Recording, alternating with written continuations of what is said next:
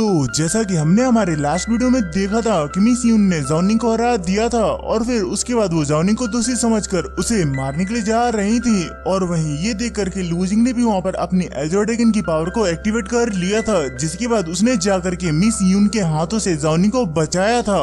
और अब आगे तो हमारी वीडियो की स्टार्टिंग में हम बाइडी सिटी के मार्केट प्लेस का सीन देखते हैं, जहाँ पर सभी लोगों में अफवाह फैल गई होती है कि लूजिंग ही वो गद्दार है और सभी लोग उसके बारे में ही बात कर रहे होते हैं कि उस गद्दार को मिस यून के द्वारा पकड़ लिया गया है और वो गद्दार एक क्लियर्स कैसेट का डिसाइपल है और अगर हम लोग मिस यून की जगह पर होते तो उसे पक्का मौत की सजा ही देते। और उन्हीं सभी लोगों के सामने से ही मिस यून लूजिंग को अपने बॉक्स में कैद करके उस मार्केट प्लेस से लेकर जा रही होती है, जहाँ लूजिंग भी उस बॉक्स के अंदर बैठे उन सभी लोगों की बातें सुन रहा होता है और उन्हें सुनकर सोचता है कि मैंने नहीं सोचा था कि यहाँ पर इतने जल्दी सभी लोग इस अफवाह पर विश्वास कर लेंगे। और जब वो इस बारे में सोच ही रहा होता है कि उसी बीच एक लड़का लूजिंग को मारने के लिए अपनी गुलेल से एक मार्बल को उसके ऊपर शूट करता है, मगर उस बॉक्स की वजह से वो मार्बल रिफ्लेक्ट होकर के सीधा मिस यून के हाथ में पहुंच जाता है। और मिस यून जैसे उस मार्बल को देखती है तो उन्हें वहाँ पर कुछ महसूस होने लगता है और उन्हें उनके पास्ट की कुछ चीजें याद आने लगती है, जिस वजह से उनका वो मार्बल नीचे छूट जाता है और उसके गिरते ही वो पूरी की पूरी जगह भी चेंज हो जाती है, जहाँ पर हम देखते हैं कि उस पूरी जगह में आग लगी हुई होती है और उस जगह के बीचों बीच मिस यून खड़ी हुई होती है। लेकिन तभी वहाँ पर मिस यून होश में आ जाती है और वो सब कुछ वहाँ से गायब हो जाता है। और वहीं लूजिंग भी अंदर से बैठकर मिस यून को देख रहा होता है, जहाँ पर उसे लगता है कि जरूर इस बॉक्स से आवाज बाहर नहीं जाएगी, इसीलिए वो वहाँ पर मिस यून से कहता है कि मैं बस एक बार यहाँ पर निर्दोष साबित हो जाऊँ, फिर देखना मैं तुमसे यहाँ पर क्या क्या लूंगा। मगर वो यहाँ पर गलत होता है क्योंकि उसकी इस बात को मिस यून ने सुन लिया होता है, लेकिन वो वहाँ पर कुछ भी नहीं करती हैं क्योंकि उस समय पर जाओनिंग आ गई होती है, जिसे देखकर मिस यून सोचती है कि ये लड़की फिर से यहाँ पर। और वहीं लूजिंग को इस तरीके से ले जाता हुआ देख करके जाओनिंग गुस्से में कहती है कि आखिरकार तुम्हारी हिम्मत कैसे हुई लूजिंग को इस तरीके से बाजार से ले जाने की, और अभी तक तो वो दोषी भी साबित नहीं हुआ है। और वहीं जाओनिंग को उस जगह पर देखकर लूजिंग को उसकी फिक्र होती है कि बस ये यहाँ पर किसी तरीके से मिस यून के साथ में फाइट शुरू ना करे, जहाँ पर मिस यून को भी जाओनिंग की ये बातें समझ नहीं आ रही होती हैं। और वहीं जाओनिंग को लगता है कि यहाँ पर बहुत सारे लोग हैं जिस वजह से यहाँ पर लूजिंग की बेइज्जती हो सकती है, इसीलिए वो वहाँ पर अपनी एक निडल को मिस यून की तरफ फेंकती है। लेकिन हम देखते हैं कि उसका निशाना मिस यून नहीं होती है, बल्कि वहाँ पर एक बंधा हुआ कपड़ा होता है, जिसकी वजह से उस कपड़े की रस्सी छूट जाती है और वो कपड़ा सीधा उड़ता हुआ लूजिंग के उस बॉक्स के ऊपर जाकर गिर जाता है, जिसके लिए लूजिंग मन में ही जाओनिंग को थैंक्स कहता है, क्योंकि उसे भी यहाँ पर कहीं न कहीं ये पसंद नहीं आ रहा था कि यहाँ के लोग उसे बाइडी सिटी के दुश्मन के रूप में देखें। और वहीं ये देखकर मिस यून को समझ में नहीं आता है कि आखिरकार इसका मतलब क्या है, ये तो सिर्फ यहाँ पर इस बॉक्स को ही ढक रहा है। लेकिन वो इस पर ज्यादा ध्यान न देकर लूजिंग को वहाँ से लेकर जाने लगती हैं। और वहीं लूजिंग जाते हुए उस बॉक्स के अंदर से जाओनिंग को देखता हुआ जा रहा होता है, जहाँ पर जाओनिंग भी उसे जाते हुए देखती है और उसे देखकर कहती है कि लूजिंग अब तुम्हें यहाँ पर ठीक रहना होगा। और इसके बाद यहाँ पर हमारा सीन चेंज होकर के मिस यून के घर के ऊपर आ जाता है, जहाँ पर मिस यून लूजिंग को मिलिट्री डिवीजन में ना भेजकर अपने घर पर लाई हुई होती हैं और हम उनके घर के हर कोने में सूखे हुए ब्लड को देखते हैं, जिससे पता चलता है कि यहाँ पर जरूर किसी तरीके की फाइट हुई होगी। और वहीं मिस यून जाकर के उस बॉक्स के ऊपर पड़े हुए कपड़े को हटा देती हैं, जहां उस बॉक्स के अंदर से लूजिंग खुद को इस जगह पर देखकर मिस यून से कहता है कि मुझे तो मिलिट्री डिवीजन में होना चाहिए था, तो आखिरकार मैं इस जगह पर क्यों? जिसके रिप्लाई में मिस यून उससे कहती हैं कि ये मेरी जगह है और तुमने यहाँ पर मेरे उस फैसले को मानने से इनकार कर दिया था और इसीलिए अब मुझे यहाँ पर तुम पर बिल्कुल ही भरोसा नहीं है, क्योंकि तुम एक धूर्त इंसान हो, जिस वजह से मैंने तुम्हें अपने पास रखने का डिसाइड किया है और अब मैं यहाँ पर जो कुछ भी करूंगी उसमें तुम्हें मेरे साथ रहना होगा। और ये सुनकर के लूजिंग का दिमाग खराब हो जाता है, इसलिए वो वहाँ पर अपनी सफाई देने लगता है, मगर मिस यून उसकी बात नहीं सुनती है और उसे कहती हैं कि तुम यहाँ पर जो कुछ भी कहना चाहते हो अब तुम वो कल के लिए बचा कर रखो। और ये कहकर वो वहाँ से चली जाती हैं। और इसके बाद हम वहाँ पर थोड़ी देर बाद का सीन देखते हैं, जहाँ पर मिस यून टाइम पास के लिए एक बुक पढ़ रही होती है और वहीं लूजिंग का उस बॉक्स के अंदर टाइम पास नहीं हो रहा होता है, इसलिए वो उस बॉक्स को पीट पीट कर कहता है कि पढ़े पढ़े तुम्हें यहाँ पर दिखाई नहीं देता है कि तुम्हारे अलावा यहाँ पर कोई और भी है। लेकिन मिस यून उसके ऊपर ध्यान न देकर सिर्फ और सिर्फ अपनी बुक पढ़ने में मगन होती हैं। और इसके बाद अब वहाँ पर उन लोगों के खाना खाने का टाइम हो जाता है, जहाँ पर मिस यून मस्त मजे में खाना खा रही होती हैं, लेकिन उन्होंने वहाँ पर लूजिंग को खाना नहीं दिया होता है, इसलिए वहाँ पर लूजिंग का पेट गुड़गुड़ कर रहा होता है, जिस वजह से वो वहाँ पर मिस यून से बड़े ही प्यार से कहता है कि क्या मिस यून आपके यहाँ के मिलिट्री नियमों के अनुसार लोगों को खाना खिलाया जाता है कि नहीं। और इसके बाद हम वहाँ पर और थोड़ी देर बाद का सीन देखते हैं जहाँ पर मिसी उनके नहाने का टाइम हो गया होता है, लेकिन वो लूजिंग को भी अपने साथ लेकर आई हुई होती है और वो जगह मिसी उनके घर के बाहर ही एक गर्म पानी से भरा हुआ छोटा सा पॉन्ड होता है। और वहीं ये देख करके लूजिंग भी खुद शौक होता है कि यहाँ पर नहाने का टाइम हो गया है और ये लड़की मुझे भी अपने साथ लेकर आई है। और साथ ही में उसे इससे पता चलता है कि मिसी अपने नियमों को लेकर कितनी ज्यादा जुनूनी है, लेकिन वो इस बाइडी सिटी के मिलिट्री नियमों के अलावा ना ही किसी चीज को समझती है और ना ही जानती है। और वहीं मिसी जब उस पॉन्ड की तरफ जा रही होती हैं, तभी उनके सामने एक बड़ा सा स्पून पड़ा हुआ होता है जिसे कि मिसी वहाँ पर नहाने के लिए उठा लेती हैं और उसे लेकर के धीरे धीरे उस पॉन्ड की तरफ जाने लगती हैं। जहाँ उन्हें जाता हुआ देख करके लूजिंग कहता है कि अरे रे ये लड़की कितनी ज्यादा नादान है, इसे इस बात का एहसास ही नहीं है कि मैं एक लड़का हूँ और इसे इस तरीके से देखने से तो अच्छा था कि ये मुझे दरवाजे के बाहर ही छोड़ आती, लेकिन इसे तो डर था कि मैं वहाँ से भाग जाऊंगा। आखिर इसे कौन समझाए कि इस इतने पावरफुल बॉक्स से कौन भाग सकता है, जिसकी वजह से लूजिंग को वहाँ पर अजीब लगने लगता है। और वहीं मिचून उस पॉन्ड के अंदर पहुँच गई होती है जहाँ पर वो अपने उस स्पून से नहा रही होती है, लेकिन तभी वहाँ पर ना चाहती हुई भी लूजिंग की नजर मिसी उनकी पीठ के ऊपर पड़ती है जिसके ऊपर कई सारे चोट के निशान होते हैं। और उन्हें देखकर वो वहाँ पर कहता है कि इसकी पीठ के ऊपर ये किस तरीके के चोट के निशान है। और इन्हें देखकर तो ऐसा लगता है कि मानो इसके साथ बहुत कुछ हुआ है और इन्हीं घावों की वजह से वो एक युद्ध की मशीन बन जाती है। और जहाँ तक मैं देख पा रहा हूँ तो इसके अंदर लॉ इन्फोर्समेंट ऑफिसर के अलावा भी बहुत कुछ है। और वहीं उसकी इन बातों को मिस यून भी सुन रही होती है, जिसकी वजह से उन्हें अपने पास्ट के बारे में याद आने लगता है कि आज से 5 साल पहले जब डिमंस ने बाइडी सिटी के ऊपर हमला कर दिया था और उसमें कई सारे लोग मारे गए थे। और ये सब कुछ मिस यून की एक गलती की वजह से हुआ था, क्योंकि उन्होंने एक धोखा देने वाले सोल्जर को माफ कर दिया था, जिसके बाद उस सोल्जर ने डिमंस के साथ मिलकर बाइडी सिटी के ऊपर हमला कर दिया था। और इस बात से हम समझ सकते हैं कि मिस यून इतनी ज्यादा सख्त क्यों है और लूजिंग को इतना ज्यादा टॉर्चर क्यों कर रही है।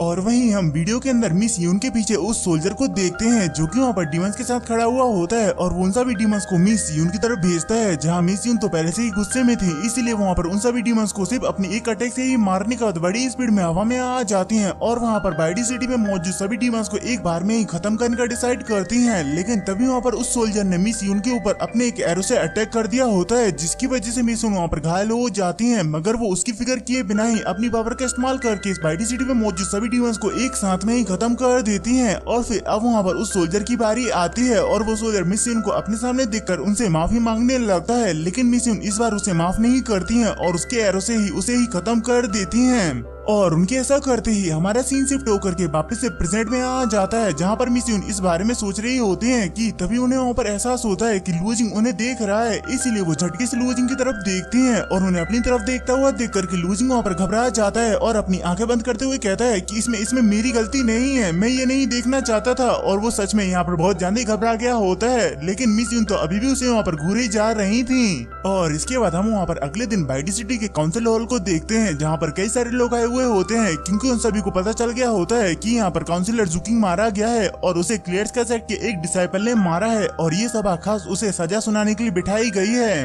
और वहीं जनरल फिलोंग भी अपने सिंहासन पर बैठकर ये सब कुछ सुन रहे होते हैं, जहाँ थोड़ी देर में ही मिस यून लूजिंग को लेकर आ जाती हैं और वो सीधे जाकर के जनरल फिलोंग को ग्रीट करती हैं, जिस पर जनरल फिलोंग भी उसके इस ग्रीट को स्वीकार करते हुए कहते हैं कि क्या तुम्हारे पीछे वाले बॉक्स में ही वो अपराधी है। जहाँ जनरल फिलोंग की आवाज सुनकर के लूजिंग भी समझ गया था कि जनरल फिलोंग भी यहाँ पर है, जिस पर मिस यून कहती हैं कि आपने बिल्कुल ही सही पहचाना, इस बॉक्स के अंदर वही है जिसने की जुकिंग को मारा। और वैसे वहाँ पर जनरल जू भी थे, जिन्होंने की इसे कमजोर समझने की कोशिश की थी, जिस वजह से वो इसके हाथों से इंजर्ड होते होते बचे हैं। और ये सुनकर जनरल फिलोंग जनरल जू की क्लास लेते हुए कहते हैं कि तुम एक जनरल होने के बावजूद भी अपने दुश्मन को कमजोर कैसे समझ सकते हो और तुम उसमें इंजर्ड होने से भी बचे। तो ये सुनकर के जनरल जू उनके सामने हिचकिचाते हुए अपनी सफाई देते हैं कि नहीं, ऐसा कुछ भी नहीं है, बस मुझसे थोड़ी देर के लिए मेरा डिफेंस कमजोर हो गया था और मैं आपको बता रहा हूँ ना कि नहीं तो वो बंदा इतना भी ज्यादा पावरफुल नहीं है कि वो मुझे हरा सके। लेकिन तभी उनकी इस एक्सप्लेनेशन पर पानी फेरते हुए मिस यून उन्हें सब कुछ डिटेल में बताने लगती हैं कि पहले जनरल जू ने अपने ट्रू एसेंस से बने हुए गोल्डन ड्रैगन को उसके ऊपर अटैक करने के लिए भेजा, लेकिन उसने उस गोल्डन ड्रैगन को ही अपने कंट्रोल में कर लिया। तो ये देख करके जनरल जू ने फिर से वहाँ पर अपने 2 ड्रैगन्स को उसके ऊपर अटैक करने के लिए भेजा, लेकिन उसने उन दोनों को भी अपने कंट्रोल में कर लिया और उसने जनरल जू के सभी अटैकों का जवाब भी दिया। जहाँ ये सुनकर के जनरल जू से कहते हैं कि अरे बस अब यहाँ पर और भी ज्यादा डिटेल में बताने की जरूरत नहीं है। और वहीं इस बारे में जनरल फिलोंग भी सोचने लगते हैं कि वो कितना ज्यादा पावरफुल होगा। इसलिए वो मिस यून से वहाँ पर पूछते हैं तो मिस यून भी उन्हें बता देती है कि वो अभी यहाँ पर सिर्फ यूनाइटेड स्टेट्स की हाफ स्टेप पर है। जिसे सुनकर जनरल फिलोंग तो और भी ज्यादा सोच में पड़ जाते हैं कि यूनाइटेड स्टेट्स की हाफ स्टेप पर होने के बावजूद ही जूकिंग को कैसे हरा सकता है। लेकिन वो इन सब बातों को अब साइड में रखकर मिस यून से पूछते हैं कि जब ये साबित हो गया है कि वो जूकिंग की मौत का जिम्मेदार है तो आखिरकार तुम उसे यहाँ पर क्यों लाई हो, तुमने खुद ही उसे क्यों नहीं सजा सुना दी।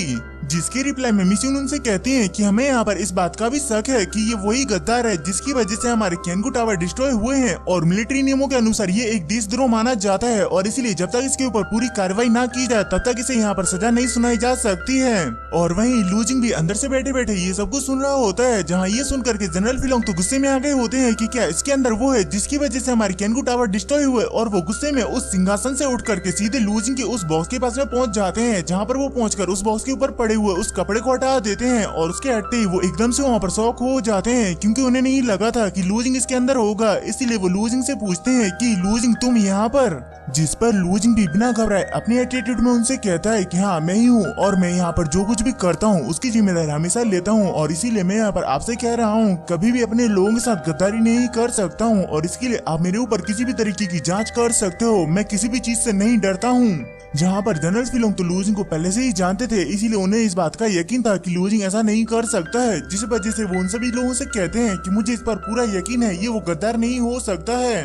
तो ये सुनकर के जनरल जो बीच में कहते हैं कि लेकिन उस पेपर वर्ड का क्या जो कि मुझे इसके पास से मिली थी और उसकी वजह से हमारे कैनगू टावर डिस्ट्रॉय हुए थे। जिस पर जनरल फिलोंग लूजिंग का साथ देते हुए कहते हैं क्योंकि जब वो डिस्ट्रॉय हुए थे तब तो ये मेरे साथ था, जिस वजह से ये उन्हें कैसे डिस्ट्रॉय कर सकता है। जिसे सुनकर जनरल जू तो वहाँ पर कुछ भी नहीं कह पाते हैं। और वहीं जनरल फिलोंग कहते हैं कि हो ना हो इसमें जाओ फैमिली का हाथ होगा, क्योंकि जब मैं ड्रैगन कैसल में था तब जाओ फैमिली के लोग वहाँ के पुराने कमांडर को संदेश भेजने के लिए एक वुडन बर्ड का इस्तेमाल कर रहे थे। और जहाँ तक मुझे पता है कि जाओ फैमिली लोग किसी भी ऑब्जेक्ट के अंदर जान डालकर उसे कंट्रोल करने में माहिर होते हैं, इसलिए हो सकता है कि जाओ किंग ही उस पेपर वर्ड को कंट्रोल कर रहा हो, जिस वजह से हमें इस बात को अनदेखा नहीं करना चाहिए और बाकी की सच्चाई लूजिंग के मुंह से सुननी चाहिए। और इसीलिए वो वहाँ पर मिस यून को लूजिंग को निकालने के लिए कहते हैं। और वहीं ये सुनकर के वहाँ पर सभी लोग बिल्कुल ही शॉक हो गए होते हैं, जहाँ मिस यून भी ये बात सुनकर के लूजिंग को निकालने के लिए मान गई होती है और वो लूजिंग के पास में जाकर अपनी पावर का इस्तेमाल करके उस बॉक्स के अंदर से लूजिंग को बाहर निकालने के लिए जा रही होती है कि तभी वहाँ पर जनरल फिलोंग को एक जोरदार की डिमोनिक एनर्जी महसूस होती है। और थोड़ी देर में ही वहाँ पर एक सोल्जर भागता हुआ आता है और वो उन सभी को बताता है कि डीमंस ने अपना हमला शुरू कर दिया है। जिसे सुनकर जनरल फिलोंग वहाँ पर शॉक होते हैं कि आखिर डीमंस इतने जल्दी अटैक कैसे कर सकते हैं। और वो गुस्से में अपनी क्रॉसबो को निकाल करके फ्रंट लाइन की तरफ चले जाते हैं, जिन्हें वहाँ से जाता हुआ देख करके वहाँ पर मौजूद बाकी के सभी लोग भी उन्हीं के पीछे पीछे चले जाते हैं।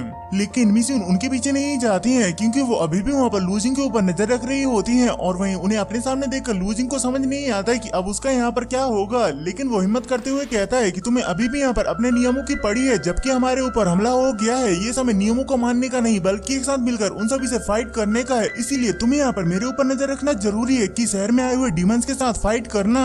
लेकिन हम देखते हैं कि लूजिंग के इतने लंबे चौड़े भाषण का मिस यून के ऊपर कुछ भी असर नहीं हुआ होता है और वो कहती हैं कि मेरे लिए ये दोनों ही जरूरी हैं।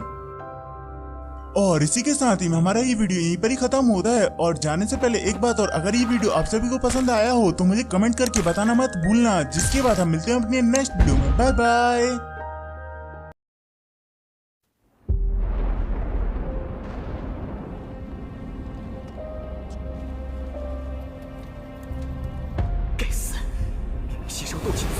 之前，却为什么无法凝聚于体内？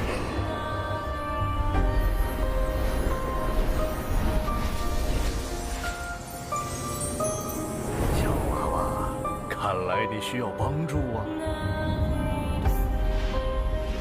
你到底是谁？你一直藏在我的戒指里。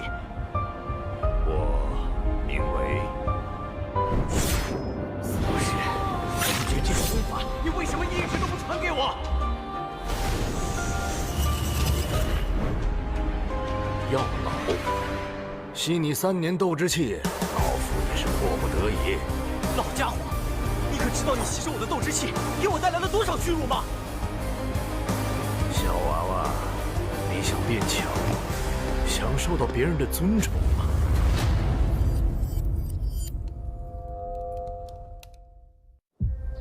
是时候前去迦南学院了。早日找到陨落心眼，也可以早日为你炼制躯体。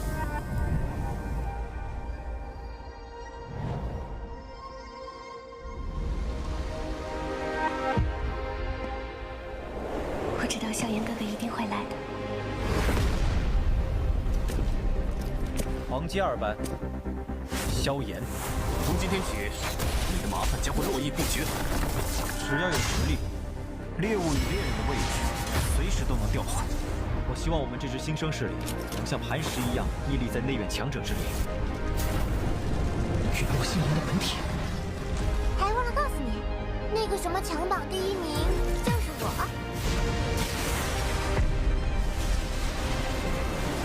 就让本王送你上路吧。挑战我，只是萧炎哥哥说想看见我耀眼的一面。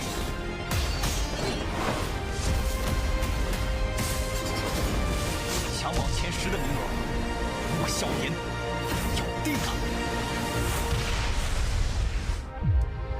萧炎少爷，小姐该回家了。薰儿，等着我，我会去找你的。不管你背后势力是如何庞大与恐怖，你是我的。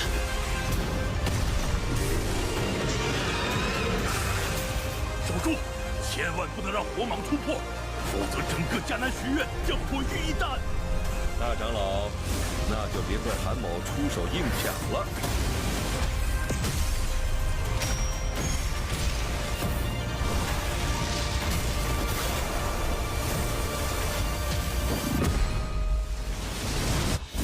老师，放心吧，清理门户的事情交给我来做。要是你，师兄会让你和老师一起永埋此地。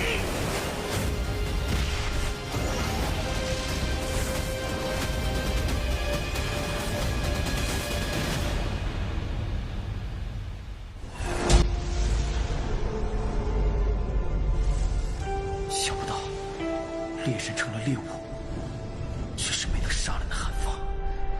老师，对不住了，这次也连累您了。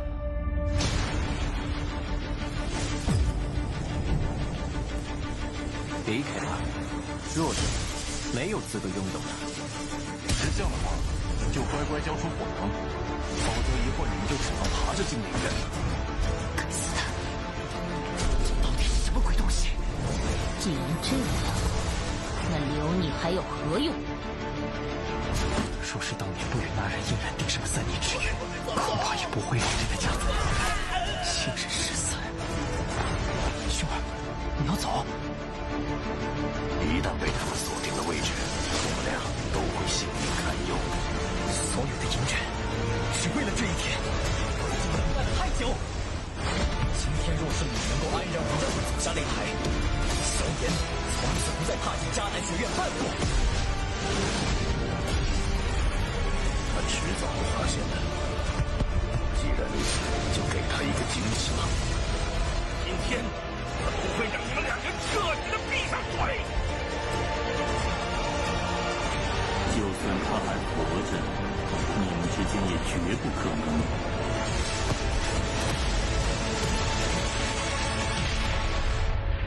加玛帝国云岚宗，我萧炎回来了。